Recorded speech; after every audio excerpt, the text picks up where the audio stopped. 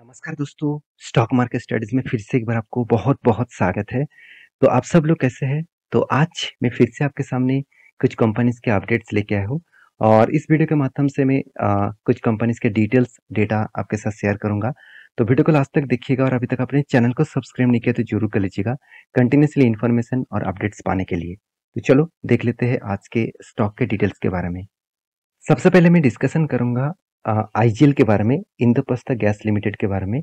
तो देखिए आईजीएल के बारे में एक बात मैं आपको क्लियर करना चाहूँगा कि आईजीएल एक ऐसे कंपनीज़ है, जिस कंपनी के ऊपर दोनों ही गवर्नमेंट कंपनी का हाथ है। अगर मैं इसका प्रोमोटर के बारे में बात करूँ, तो यहाँ पे 45% जो आपको देखने को मिला है, इसमें गेल के पास जो गेल के पास यहाँ पे टोटल होल्डिंग है देखा जाए तो 50% और आप देखेंगे तो भारत पेट्रोलियम कॉर्पोरेशन उसके पास है 50%।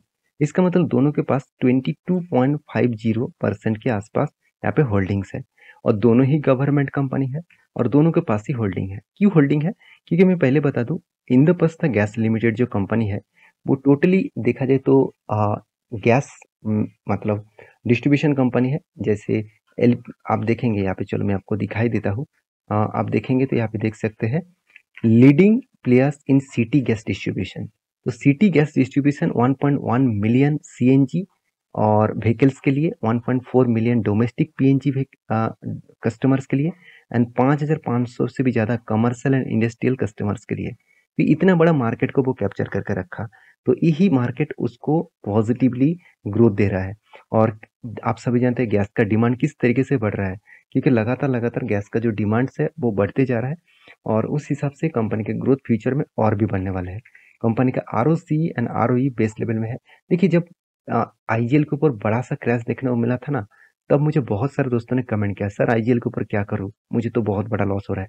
मैं तब से आपको एक ही बात तब भी मैं एक ही बात कह रहा था, आज भी मैं एक ही बात कहूंगा कि आईजीएल जैसे कंपनी के ऊपर अगर आपने सेल आउट कर दिया तो आप बहुत बड़ा गलती कर रहे हैं, क्योंकि इस कंपनी आज नहीं तो कल उसको रिकवरी वो जरूर करेगा और रिकवरी भी कर चुके हैं। अगर इसका चार्ट पैटर्न में देखेंगे तो मुझे जो कमेंट किया जा रहा था तब इस लेवल में 2022 से देखा जाए तो अक्टूबर मंथ से, तब इसका प्राइस कितना था 30 टू 36 363 के आसपास और आज कितना टॉप लेवल के आसपास है। तो यही होता है, यही चलते रहते हैं स्टॉक मार्केट में। आपको यहाँ पे पेशेंस के साथ सब कुछ करना पड़ेगा। जब पेशेंस दिखाएंगे तो सब कुछ मिलेगा। अगर आपके पास पेशेंस ही नहीं है तो यहाँ पे आपको लॉसेस ही मिलेगा, कभी भी प्रॉफिट में नहीं मिलेगा। तो मैं ज़रूर कहूँगा इस कंपनी के ऊपर फ़ोकस रखिएगा, क्योंकि सिर्फ आप नहीं, प्रोमोटर से लेकर एफएस, डीएस हर कोई इस कंपनी के ऊपर निवेश करके रखे हैं। एफएस के पास देखिए 21%, डीएस के पास कितना 22%। उसके बाद प्रोमोटर, गवर्नमेंट, पब्लिक हर किसी के पास इस कंपनी का हिस्सेदारी है। तो मुझे इस कंपनी का जो बेस्ट पॉइंट लगा, कंपनी का एक भी नेगेटिव पॉइंट नहीं है, एक भी। सारे के सारे पॉजिटिव है। जैसे कंपनी का रेट जो डेप्थ है वो एकदम जीरो डेप्थ है। कंपनी का गुड क्वार्टरली रिजल्ट देखने को मिलता है। कंपनी 39% के आसपास डिविडेंड भी पे आउट कर चुके हैं। कंपनी टोटल डिविडेंड दिया 2.72। इसका मतलब 1 लाख रुपया इस कंपनी के ऊपर आपका निवेश है, तो सालाना आपको 2.72% के आसपास डिविडेंड दिया, मतलब 2,720 रुपीज़ के डिविडेंड आपको मिल चुका है। तो इससे खासियत और कुछ हो नहीं सकता। तो उसके लिए अब इस कंपनी को आपको फोकस रखना चाहिए। तो कंपनी अभी भी जो चार्ट पैटर्न क्रिएट कर रहा है, मेरे हिसाब से आपको मैं एक ट्रेड आपको ड्रॉ करके दिया था। बहुत टाइम तक आपको मैं ये बोला था कि बहुत टाइम तक वो एक रेंज के अंदर फंसे हुए हैं। जब रेंज ब्रेकआउट करेगा तो बड़ा सा आपको रैली दिखेगा। तो रेंज ब्रेकआउट यहाँ पे हुआ और उसके बाद देखिए एक अच्छा खासा लेवल देखने को मिला और नेक्स्ट टारगेट जो था उसी टारगेट को वो अचीव भी कर चुके हैं। तो एंट्री लेवल से, अगर मैं एंट्री लेवल से टारगेट लेवल तक देखूं तो आपको आप बोल सकते हैं 14% का गेन मिला 33 डेज में। और यहाँ पे टारगेट मैंने इस लेवल को क्यों दिया था, क्योंकि देखिए प्रीवियस इसी रेंज में कंपनी का एक स्ट्रॉन्ग रेजिस्टेंस था। सिर्फ मैं रेजिस्टेंस नहीं कहूँगा, इस कंपनी का यहाँ पे स्ट्रॉन्ग रेजिस्टेंस के साथ साथ एक सप्लाई जोन भी था, क्योंकि यहाँ से कंपनी के ऊपर बिग क्रैश देखने को मिला था। देखा जाए तो कोविड में जिस तरीके से क्रैश हुआ था, उसी तरीके से यहाँ पे भी क्रैश देखने को मिला था। और तब से लेकर इस टाइम से लेकर बहुत सारे दोस्तों ने मुझे कमेंट कर रहा था, सर इसके ऊपर क्या करूँ। तब से मैं आपको एक ही चीज़ बोल के आया हूँ कि इस कंपनी में स्ट्रेंथ है, इसके ऊपर होल्ड करना बनता है। देखिए बाई करना, सेल करना, होल्ड करना, ये सब कुछ आपके हाथ में होना चाहिए। क्योंकि मैं कोई सेबी रजिस्टर्ड पर्सन नहीं कि मैं आपको बता दूं कल जाकर बाई कर लीजिए, सेल कर लीजिए, होल्ड कर लीजिए। ऐसे बिल्कुल मत करिएगा। तो कंपनी के जो पॉइंट ऑफ व्यू से मैं बात आपके साथ डिस्कस कर रहा हूँ, तो मेरे हिसाब से यहाँ पे जिस तरीके से यहाँ पे लोअर सर्किट में गया और साइड में गया और उसके बाद ट्रेड करा, मेरे हिसाब से अगर ऊपर साइड को ब्रेकआउट करे तो फिर से एक बड़ा रैली आपको देखने को मिलेगा और 597 इसका लाइफ टाइम हाई के आसपास आपको चार्ट पैटर्न देखने को मिल सकता है। इसके लिए आपको पेशेंस के साथ बना रहना होगा। कोई भी ट्रेड अभी नहीं बना, जब ट्रेड बनेगा तो मैं आपके साथ शेयर करूंगा, क्योंकि अभी प्रॉफिट बुकिंग हो रहा है, तो प्रॉफिट बुकिंग होने दीजिए। उसके बाद अगर अपर साइड में गया तो एक बड़ा सा रैली आपको दिखेगा। अगर नीचे साइड में आए तो यहाँ पे एक एंटी लेवल बनेगा, क्योंकि तब एक रेंज बाउंड ट्रेडिंग स्टार्ट हो जाएगा। तो रेंज बाउंड ट्रेडिंग बहुत शानदार प्रॉफिट देते हैं, तो उसके लिए आपको होल्ड करना चाहिए। तो नेक्स्ट जो कंपनी जिसके बारे में बात करूँ उसका नाम है CDSL। तो CDSL आप सभी जानते हैं, इंडिया में दोनों ही डिपोजिटरी फार्म है, एक CDSL एक NSDL। तो NSDL तो अभी तक स्टॉक मार्केट में लिस्टिंग नहीं है और CDSL अभी स्टॉक मार्केट में लिस्टिंग है, और ज़्यादा से ज़्यादातर कंपनी CDSL के माध्यम से ही खुद के डीमेट अकाउंट को मतलब होल्ड करते हैं। तो देखिए, आप जो शेयर होल्ड करके रखते हैं वो डायरेक्टली आपको CDSL नहीं तो NSDL के पास चला जाता है, क्योंकि देखिए किसी भी कंपनी के पास सेबी के रूल्स के हिसाब से किसी भी कंपनी के पास कोई भी किसी कंपनी का शेयर होल्ड नहीं रहेगा, क्योंकि मान के चलिए कल जाकर वो कंपनी बंद हो जाता है। मान के चलिए मैं देखिए कार्वी आप सभी जानते हैं, ये भी एक स्टॉक ब्रोकिंग कंपनी था, वो आज बंद हो गया। क्यों बंद हो गया? क्योंकि उसने घोटाला किया, तो उसके चलते सेबी ने उसके ऊपर पूरा का पूरा केस फाइल बंद कर दिया उसका। तो सोचिए, कार्वी के ऊपर जितने सारे लोगों ने निवेश करके रखे थे, तो उसका तो हालत खराब हो जाएगा। बिल्कुल नहीं, क्योंकि उसका डिपोजिटरी किसके पास है? CDSL और NSDL के पास।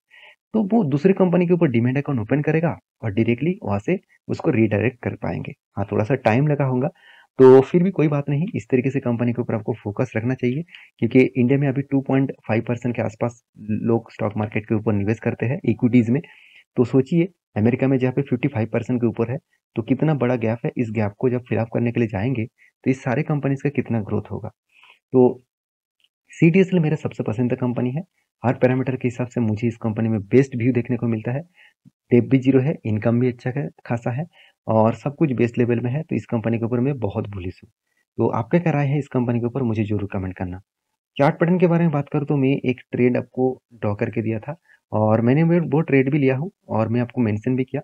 मैंने ट्रेड इस रेंज में लिया, क्योंकि इस रेंज में लेने का जो मेरा मकसद है, यहाँ पे जो ट्रेड बना था वो 20% के ऊपर था, और मैंने इस लेवल में आने के लिए इंतजार किया, और वो लेवल यहाँ पे अचीव हुआ। और मेरे हिसाब से होल्ड करने के बाद मुझे और भी एक बार ट्रेड मिल गया, यहाँ पे 10% का ट्रेड मिल गया। तो मैंने 10% यहाँ पे बुक कर लिया, और मैंने ट्रेड को फर्स्ट ट्रेड को यहाँ पे होल्ड कर रहा हूँ, और मेरा टारगेट रहेगा इस लेवल तक, अराउंड अराउंड आप बोल सकते हैं 1300 रुपीज के आसपास। तो जितने सारे दोस्त मेरे फर्स्ट से इस वीडियो को देख रहे हैं, बहुत पहले से देख रहे हैं, तो वो उसको पता है मैंने इस लेवल से आपको एंटी लेवल्स बता के रखा हूँ। देखिए, मैंने एंटी लेवल्स दिया, इसका मतलब ये नहीं कि आप इन्वेस्टमेंट कर लीजिएगा। आप मेरे साथ इतने टाइम तक है, तो आपको खुद पता चल जाएगा कि मैं क्या बोलना चाहता हूँ, मैं क्या सिखाना चाहता हूँ। तो आप सीख कर काम करेंगे तो आपको कभी भी लॉस होने का चांसेस नहीं होगा। लॉस होगा, वो भी छोटा मोटा, प्रॉफिट होगा तो बड़ा होगा। तो ओवरऑल बात करूँ तो मुझे लोअर साइड से अगर टॉप लेवल तक अगर प्रॉफिट मिले, तो ओवरऑल बात करूँ तो मुझे यहाँ पे अराउंड अराउंड आप बोल सकते हैं 46% का गेन मिल सकता है। पहले तो 10% मुझे प्रॉफिट बुकिंग हो चुके हैं, 10% से भी ज़्यादा, और बाकी 22% के आसपास अभी भी बाकी है। तो 35% का गेन तो मुझे मिलेगा ही मिलेगा। तो मैं इसके लिए इंतजार कर रहा हूँ। तो जितने सारे दोस्त अभी मुझे बोल रहा था पिछले दिनों में, सर मैं क्या एंट्री ले लूँ, तो देखिए फिर से अभी इतना बाकी है तो आप काम कर सकते हैं। तो अभी भी जो जो टाइम पीरियड है उसके बारे में बात करूँ तो अभी भी 13% बाकी है, तो उस हिसाब से आप काम कर सकते हैं। तो यहाँ से अगर रिवर्सल हो तो आपको वेट करना पड़ेगा, होल्ड करना पड़ेगा। तो नेक्स्ट कंपनी जिसके बारे में बात करूँ उसका नाम है संवर्धना मदरसम इंटरनेशनल लिमिटेड। तो संवर्धना मदरसम इंटरनेशनल लिमिटेड जो कंपनी इंडिया के नंबर 2 पोजीशन में है, क्योंकि इसका कंपटीटर नंबर 1 में है ट्यूब इन्वेस्टमेंट, जो नंबर 1 कंपनी में है, और नंबर 2 में है संवर्धना मदरसन सुमी। इसका जो कर्जा है एक टाइम बहुत ज़्यादा था, तो कंपनी कर्जे को मेंटेन्स किया, कर्जे को कम किया।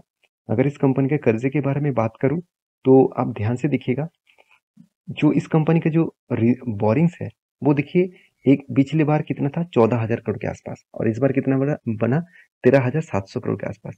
इसका मतलब कंपनी का जो कर्जा है वो थोड़ा सा मेंटेन किए। ऐसे नहीं कि कंपनी का रिजर्व कम है, रिजर्व बहुत ज्यादा है, कंपनी के कर्जे से कई गुना ज्यादा कंपनी का रिजर्व है। तो ये पॉइंट ऑफ व्यू से देखें तो कंपनी में एक स्ट्रेंथ बनता है, इसलिए कंपनी के ऊपर इन्वेस्टर भी इन्वेस्टमेंट करते जा रहे हैं, चाहे वो FIs हो, चाहे वो डीएस हो चाहे वो पब्लिक हो। एफआईएस और डीएस ने अच्छा खासा होल्डिंग इंक्रीज किया। एफआईएस के पास 8.5% था, अभी बन चुके 10.5%। डीएस के पास 12% था, अभी बन चुके 14.5%। तो इसका गलती किसने किया? पब्लिक ने किया। पब्लिक यहाँ पे माल बेच रहा है क्योंकि पब्लिक को लग रहा है कि अभी कंपनी खतरे में आ सकते हैं, तो इसीलिए माल बेचे जा रहा है। तो मेरे हिसाब से कंपनी कोई खतरे में नहीं है। कंपनी का जो अभी चार्ट पैटर्न बन रहा है, तो मैं आपको पहले मेंशन किया था, इस रेंज के बाद मैंने एक शॉर्ट टर्म ट्रेडिंग्स यहाँ पे लिया हूँ, एक स्विंग ट्रेडिंग यहाँ पे लिया था।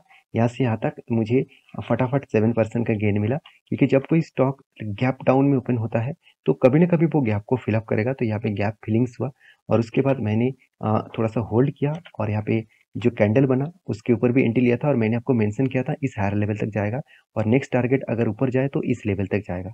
तो दोनों लेवल अचीव हो चुके हैं। तो नेक्स्ट जो लेवल रहेगा वो थोड़ा सा ऊपर साइड में है और जो लेवल है वो 96 के आसपास है। तो इसके लिए आपको क्या करना पड़ेगा, थोड़ा सा यहाँ पे होल्ड करिए। इस जगह पे थोड़ा सा वॉल्यूम क्रिएट करने के बाद ब्रेकआउट दिखे तो फिर से आपको एंट्री लेवल मिल जाएगा।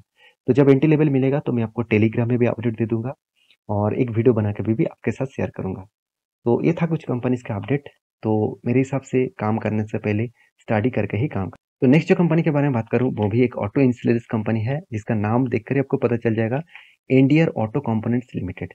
इस कंपनी एक अच्छा खासा रिटर्न देने के बाद कोविड से भी बाद मतलब 2022 से लेकर कंपनी का चार्ट पैटर्न देखेंगे तो कंपनी का चार्ट पैटर्न था 377 और अभी बन चुके 900 के आसपास।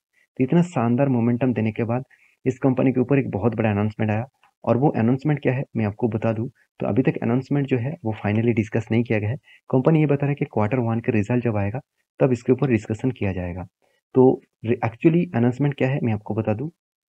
कंपनी 1:1 का बोनस यहाँ पे अनाउंसमेंट कर चुके हैं। एक के बदले एक से एक कंपनी आपको देने वाले हैं। उस हिसाब से इस कंपनी के ऊपर आपको फोकस होना चाहिए और कंटिन्यूसली आपको इस कंपनी के ऊपर स्टडी भी करना चाहिए। तो ये था कुछ कंपनीज का अपडेट। तो मेरे वीडियो अच्छा लगे तो प्लीज़ लाइक करना और इसी तरीके से अपडेट्स पाना चाहते हैं तो मेरे साथ जुड़े रहिएगा, चैनल को सब्सक्राइब भी करिएगा। और ये वीडियो टोटली एजुकेशन पर्पस में था, क्योंकि मैं कोई सेबी रजिस्टर्ड पर्सन नहीं हूँ कि मैं आपको रिकमेंड करूँ। तो आपको काम करना है और तो आपको सीखना पड़ेगा। तो आप सीखिए, उसके बाद काम करिए। मिलते हैं नेक्स्ट वीडियो में, तब तक के लिए अच्छे से रहिए, अपने ख्याल रखिए, बाय बाय।